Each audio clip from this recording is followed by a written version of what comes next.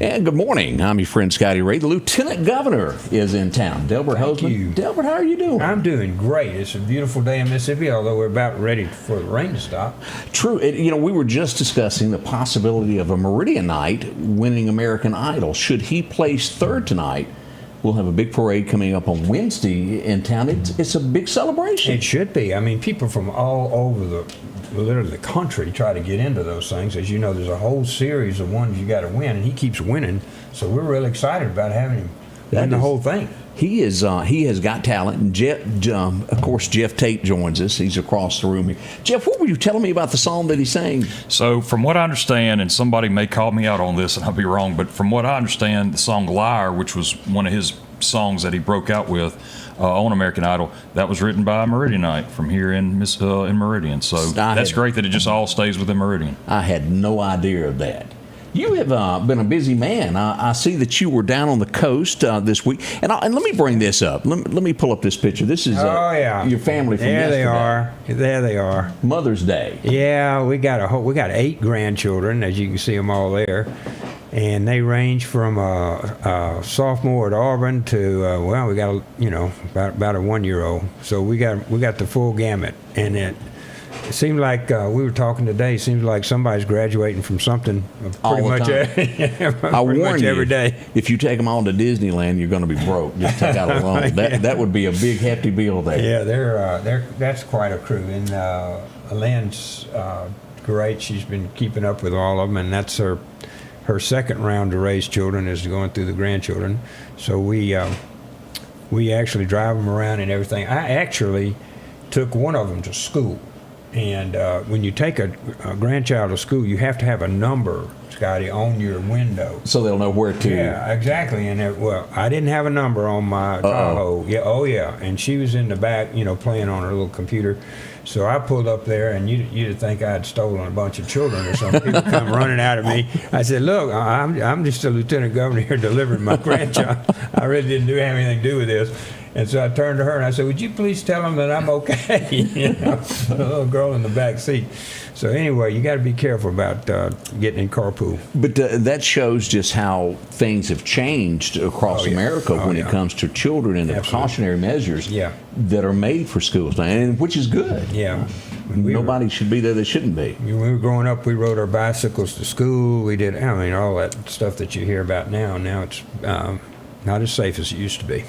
What has been going on with the state of Mississippi? Can you give us a little update of where we are? I'm happy to. We've had phenomenal years. I guess you knew that. We have had we've cut taxes by $500 million a couple of years ago, and we're cutting taxes again. Through 2030, we'll be like the second lowest tax state, other than ones that don't charge any. The 9 that don't charge any taxes. So we're continuing to cut the income tax. We cut the grocery tax this year, which I was real proud of that. Groceries has just gotten so expensive for everyone. So I'm real proud of that. Our teachers, our education system is doing great. We're like 9th and 14th in English and math. We're 30th overall in the country. We were 50th, in the past. So I'm seeing that. We're building new roads. We have a new maintenance contract that we're doing. And I was really pleased to see the state of the state. Tell you what, most people don't know, Scotty, we've actually started paying off the state's debt. We're not borrowing any money. Well, that's good. I can't tell you, we're paying down our credit card. And by the end of my term here in 2 more years, we'll have paid off $2 billion in state debt. Our state debt will be down to about $3.6 billion. It was $5.6 billion when y'all hired me. So I'm real pleased that we're spending our money well. And of course, over in Lauderdale County, Jeff's done a great job over here. I looked up the other day, in the last 3 or 4 years, we spent $42 million over here. Ooh, that's a lot. I know, it is a lot, and we've done everything from street paving to MDOT to dams to, you pick it, Pine Springs Road, Daigle Drive, the North Hill Road, all of that's been done. And we've also constructed the terminal building. We took into account the very important thing, that how important that airport is out there. And so we rebuilt all of the fire department out there, so we'd be up for the next version, the tanker. Of planes. Yeah, right. The tanker we've got, I went and climbed in that thing, and it was, I think, 1970s and 80s. So the next version is coming out of the tanker, and we're really excited to be able to propose to keep that here. We had to build a new fire department and some other structures. That's right, and to provide these new services for the tankers. How well do we feel that we will get that? Are we kind of in the lead? I think we have a great shot. We got a little help because Senator Wicker's is head of armed forces, so our senator is running the whole thing. So yeah, I'm thinking that first of all, we're very competent. Key Field was the place that they set the world record for flying around, and that was back, I don't know, almost 100 years ago. So they had, they gave them food and whatnot and gas, and they flew around and around. And it's quite a historical place, and the runway's in really good shape. And then we have the other assets that are out there, the part of the National Guard. Actually, one of my senators, Dennis DeBar, is employed out there from down in Georgia and Greene counties. So we're very much involved in the military and keeping those planes here, and I think we have an excellent chance to do that. That's big for our economy. Anything you want to add to that? Yeah, let me just say, that was a $20 million investment that we made here back into Lauderdale County for that, and to show to the feds, hey, this is what we're willing to do.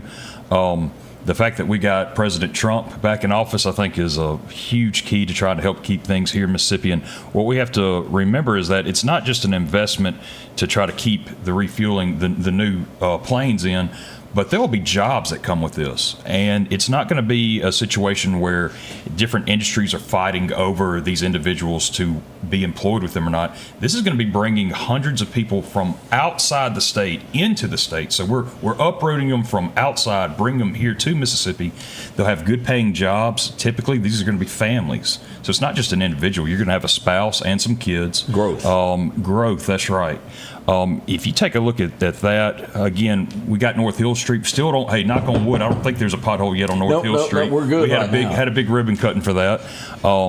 The fact that we have the data center coming here, I mean, things really have been going in the right direction for Mississippi and for East Mississippi. As Jeff brought that up, let me ask you on the data center. Yeah. What do you see that could possibly also be associated with this? Do I call it spin-off companies or startup companies from that? Do we typically see some more? It's not so much the data center itself. That really is the economic engine that's generated by the energy that we produce. What happens is you have these coders and these other individuals. That's the spinoff, would be people that have knowledge about the internet.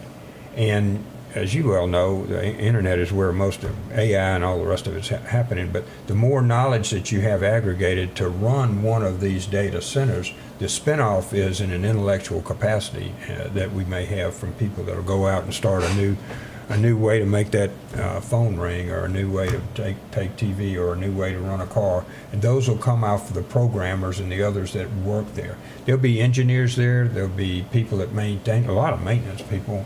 It's a huge energy, water usage, a whole bunch of other things. And I checked today, the bids are all out, at least for the dirt work and stuff. Supposed to be back here in the next week or two, and we're supposed to start like July the 1st, I believe. Is the last. Well, that's good to know a semi start date on that. Yeah, we're getting towards, doing the dirt work and everything. That probably take a year to get everything in order, but we're a ways away from it. But the fact that they came to Meridian, it was so positive for me. It seemed to me we were always a bridesmaid. We had a great community. We always finished second. Catch the bouquet, but we couldn't cash in. It was time to cash in, and this is the first step in that. And there'll be great employees out there, and they're higher compensated employees, so that's good. But I'm also telling you that the spinoffs will be in intellectual capacity. All right, and let me bring this up. And this is not necessarily Mississippi, but I would have to think this would affect us. We're now getting news, and tell me how this could affect the economy here, that we could be on the verge of making a deal with China with tariffs. I mean, that was excellent news over the weekend. Well, it came out that the president is going through this process. I guess if you read the book, The Art of the Deal, you could figure it out. But he's gone through this process of like shocking everyone with the huge tariffs, and now he's backing up to what they're What he really wanted. Really wanted, what we reasonably expect. But as they talk about the mule and the 2x4, you got to get their attention. So he got everybody's attention in the world, and I think everybody's come to the conclusion that we're not going to populate the rest of the world with our riches. We were making a lot of countries rich, including China, with the fact that we're hard-working, hard consumers. We have the intellectual capacity. We're driving AI and all that other kind of thing. And it wasn't, while we want to realize that we're living on the same planet as all these people, I would like for them not to be taxing me extra more than I tax them. So to get on a level playing field, I'm very confident Americans, and Mississippians particularly, can compete with anybody. So before now we hadn't been. I bring that up with the talk of the state income tax going down. Yeah. Do you believe with dropping this will make companies to where they want to base out of Mississippi? Will this be an edge for a company to come to us? It will be the second lowest in the country. There's 9 states that have zero tax, and we're on our way to phase our whole tax structure out in the next 10 or 12 years. So, but I think that tax structure, when it gets down to so small, it's still important, but it becomes less consequential in the final decision. The decisions are made off of this: energy, employees, water, transportation. I mean, that's what they want. They want a site, which we've got a couple of sites. I was working on one over in Forest just today, actually. They have the sites that we've got. They want to have energy costs be low, which you've got TVA. They want to have water, which we have. They want to have transportation, which you have in spades. You've got both the railroad and the interstate here. And then you've got to have a trained workforce. That's why your Meridian Community College is so important. Oh, yeah. Scotty Ray. Now, you've got a great one now. I've been in it a couple of years ago. I haven't been in it in the last year. But that is your key to the future. We're going to have, Mississippi's in such good shape right now. We're having the new steel mill, the new AI work here, the new AI work in Madison, the new battery plant in Marshall County. If you go down to all of these places that we're building on, we've got the tax structure right. Our business incentives are just as good as anybody. I wrote something called MFlex, which allows you to get your tax deductions really over the internet and figure out what your tax breaks would be here in Mississippi. All of those things are lined up. We have to have an educated workforce. And when we focus now, we have to focus on making sure our kids are in school. We have some horrific chronic absentee problems in this state. We have to get them back in school, and Jeff was one of the leaders that we had in getting truancy officers back in each of the schools. We need to make sure that our kids are at least sitting in front of those people. We had a bill this year to make sure to say that you couldn't use cell phones during education time. That's really important. We want them in school, and then we'll pay attention to the teacher. So those two things are critical. Without that, Scotty Ray, without an educated workforce, we'll actually run out of qualified people to work. And so there'll be less chance for the industry to come here. So that's where we are right now, and we're in a really good spot. Anything you want to add to that? I want to emphasize that this MFlex, just so your viewers know, this is our tax structure for our businesses to give them reasons to be here and incentives to be here. And literally, like on this sheet of paper, you can put it. It's not complicated, and that's what I like about it, is how it's simple. You see what it is. You see the incentives. You invest a certain amount. You employ a certain amount. You get these incentives, and that's got to go a long ways as far as trying to entice businesses to come here. And we are starting to see that more and more. We've even seen a few movies made in the state of Mississippi, right. And that's good. It's Bruce Willis and Jackson before he got too ill to work. See the ward. All. We have Tate Taylor down in Natchez. We're just talking with him about not doing these one-offs, Scotty, where you have a movie. That's a great, like The Help and all. That's really good. People kind of watch that, but they don't get the flavor. So what we're talking about them doing is a series of TV shows, like Yellowstone or something like that. Oh, that'd be good. And Tate Taylor is looking at doing that. He's down in the Natchez area, Churchill area, which is southwest Mississippi. But we want to encourage him to do a sequel. And what happens is the same thing that happened to Laurel, with the home. So we have all those people coming to Laurel just to see the homes that they've redone down there. That's a great couple. That couple is just like any other Mississippian. They're so inviting. Yeah. They're friendly. Yeah. And that's what the state of Mississippi really has to offer. They're projecting what we really are. And I think I'd love this sequel kind of TV show would be great for Mississippi, and we want to encourage him to do that. That is, I'm tickled over that. Now, let me ask something off the cuff here. You and I have not talked about this, but as you well know, I'm on the street with the police a lot every day, and I deal with people that make arrests. Yeah. What can be done on a state level to help police officers with the state crime lab to where things move faster? It seems that once it leaves here and it arrives over there, we have such a backlog. What can we do? So I started on that about 2 years ago. First thing is we didn't have a medical doctor to do autopsies and whatnot, to do the regular work. We have a state crime lab. We're actually building 2 more, Gulfport and Oxford, to try to take the load off of this group right here. We couldn't keep our employees because they could make more money, quite frankly, in the private industry than they could make for the state, and that's common in just about everything we do. So we couldn't keep our employees out there to do the testing and whatnot. So we bifurcated by putting this in Oxford and in down on the coast, so that we'll be able to take those regional labs and take the time off the current one. We've added a new highway patrol building. That old one that you see on Interstate 55 will be torn down this year, and they're moving into their new facility, which is directly across from where we have the crime lab out there. Kind of in the same area. So they're just, I mean, they're really butt up against each other, and so we're moving everybody out there in the hopes that will streamline some of the management part of this. But you're right. We constantly have gotten. When I started looking at this, we were like 7 or 8 years behind on autopsies.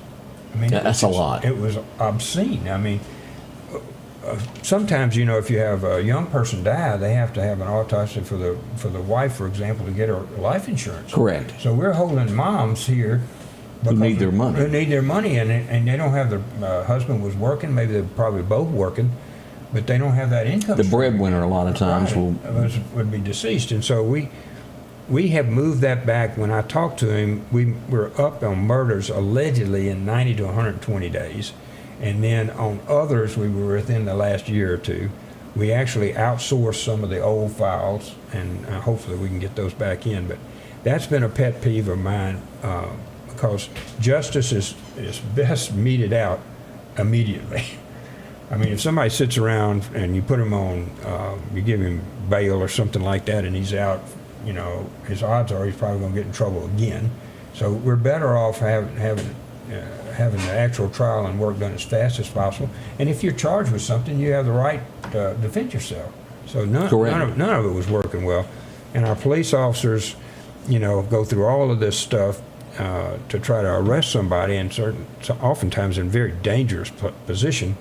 They try to arrest somebody, and then they, by the time they get off work that day, they're down walking the street again. I cannot tell you how many times I see that. And that's not acceptable. So we added some felonies this year in our that we added in our legislative work. So I have a great deal of respect for people that are out on the streets. I've ridden with them. I've ridden with city police officers. I've ridden with highway patrol officers at night, and the things they go through and the things they see, because it's like last week there was an arrest made, and an officer more or less fought with a person for about 5 minutes before backup to get there. And it's due to there's not enough budget to have 2 people riding in a car. Yeah, that's been long gone. And Jeff, I'm going to put you on the spot. Oh, gosh. Because you and I have made surprise visits a couple of times to Lost Gap Prison. It is my understanding that there was a surprise raid this past week, and it turned up massive amount. Yeah, that's what I understand too. That there was a lot of contraband that was found, whether it be drugs or weapons or whatnot, and some people were caught off guard. And, me and you, we've shown up on a Sunday unannounced, and I don't know if whenever we rolled up they said code purple, whatever it may be, where they straightened up. But in these prisons, it's so tough to hire good help, because there's so many people that could be affiliated with the people that are in there. Correct. That are going to get paid on the side to do what they do. It's tough. we need to remember this, that it's a prison. That's why they're there. That's why I fight, to make sure that, what we really need is when someone's sentenced to a crime, they need to serve that. Yes. And, people say all the time, well, if we give them an incentive to act right inside prison, then that'll be a good thing. I don't care how they act inside a prison. I care that they're not out of prison where they're Correct. acting up amongst us. You know what I mean? So, I understand there was quite a surprise over at East Central Mississippi this past weekend, or past week, few days. And it was. No one was hurt with this, but it was a surprise. As of course, you and I don't have the authority to do how that was Say, done. how'd y'all get in? We knocked on the front door and said, "Hey, how y'all?" Here we are, Scotty Ray and my buddy the senator here. Some people say no to Scotty Ray, but not the prison. They were extremely nice to us. I can't get over. I mean, they were. They rolled out the red carpet to us, and we went through. We were allowed to take pictures. We looked at every inch of it, and we saw nothing. And then we had this one where it turned out a little bit different. There was where they searched the cells there. Yeah. As what else have you been doing? And I point blank asked you this before, and I'm gonna go ahead and ask it again. You know where I'm going. Yeah, I can see it on your face. Are you going to run for governor? Yeah, we're looking at doing that, and I expect we will go run for governor. I'm not finished yet. But with all things politics, you have to start planning a couple of years out and know what you're going to do. Yeah, and we're starting that, and of course you start at home. The first person to decide is you and the family, and then we're by that stage, and now we're out to see whether people will think we've done a good job and would they hire us again. And we're very interested in looking at, and we'll end up running for governor this next time. I've got things that I don't want to conflict with that right now, Scotty Ray. Understand. This year we want to reorganize state government. We have over 200 agency boards and commissions and all kinds of back office expenses and whatnot. So I'm really interested in getting my work done this year on making sure our government is as efficient as we can. When I started, we had 26,000 employees. We got 24,000 employees now, and I'm very hopeful through attrition and doing things the right way that we'll get it down to about 22,000 employees, and then we'll be able to aggregate some of these agencies and have it more efficient. So I've got a job to do. All right. But I'm not dodging your question. I'm very interested and will run for governor if people still think I can be helpful. And so we're out doing the things you need to do, which is talking to a lot of people. We'll be in Lauderdale County today and visiting with a bunch of people over here, and I'm looking forward to it, and I'm very hopeful. I've got a vision, Scotty Ray, where we need to go, and we've picked up that vision so far. We're paying our teachers, which was just critical to me. We're paying our teachers. We're paying down our debt. We've cut our taxes. We're building our roads and infrastructure. Our economic development is going exceptionally well. And I have a vision where we want to be. And my vision is on that screen right there, which is where are my grandchildren going to be? I want them to live in Mississippi. I want them to have the same opportunities that you had growing up here. And to do that, I know I've got to have that educated workforce. I know that we've got to have the ability to transmit our goods on roads. I know all of those things, and people have hired me now for 16 years, and so I've got a good bit of experience, and I think we produced. And as long as people think I'm worth hiring, I want to work for them. Now, you've been traveling the state. As we see here is a picture. You were down speaking at Jackson Academy yesterday. I did. I gave out. That's April 30th. I did. I gave out the awards at Jackson Academy for all of the kids that were going out of state, and that speech was short. There they all are, bright young people. And my speech was relatively short, but it revolved around what we are doing in Mississippi, the same things I just told you, and the fact I want them to come back. That's our young leaders. That's the future. Whatever we've done here in Mississippi, that I've had anything to do with is temporary. This is a leadership here. Now, this picture, can you show that picture? Yeah, let me pull that up. This is so interesting. These three young ladies in Gulfport High School, and I try to go recognize when people do something good in Mississippi, you want to talk to them about it. So I read about these three girls that had young ladies that had gone and made synthetic legs and gone to Costa Rica and actually put these prosthetic legs on 28 different men and women down there that would never have had another Wow. dog. And so they had videos of these people walking. Those are Senators Joel Carter and Jeremy England and Scott Delano. They're all friends, senators with Jeff. But so I said, I'm going to go down there and give them an award. This was a surprise. They didn't know they were going to get this. This is at their normal graduation day ceremonies when they decided which school they were going to and whatnot. And I just popped in. Wow. And I've got an award, and I called these 3 young ladies up and gave them the Presidential Medal that you see around their neck, and then a resolution from the Senate about how great their accomplishments were. Those are your young leaders. And you think about that. There's That's- 3 young ladies that decided that, you know how they made them? 3D. Really? They made a 3D right here in Mississippi and took them down there and fitted them on these people's legs, and it's just phenomenal. And they got up and walked. They That came in on crutches and walked out. that is truly amazing. And we got that everywhere, though, Scotty Ray. We've got that all throughout the state. And I was just, every time I can see something like that, I want everybody else to know how great our people are and how much positive we've got. And I want every one of them to stay in Mississippi and run this state with my grandchildren. Jeff?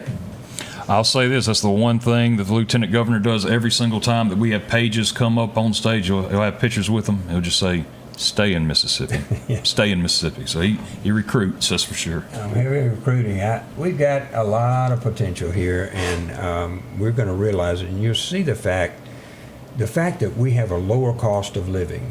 That we have, you can find a place out like we are out here in the county. You can find a place to raise a family and whatnot. It's a good environment for us. And one of the things we're talking about this year, you haven't seen yet, but I'll tell you, I know you'll keep it quiet.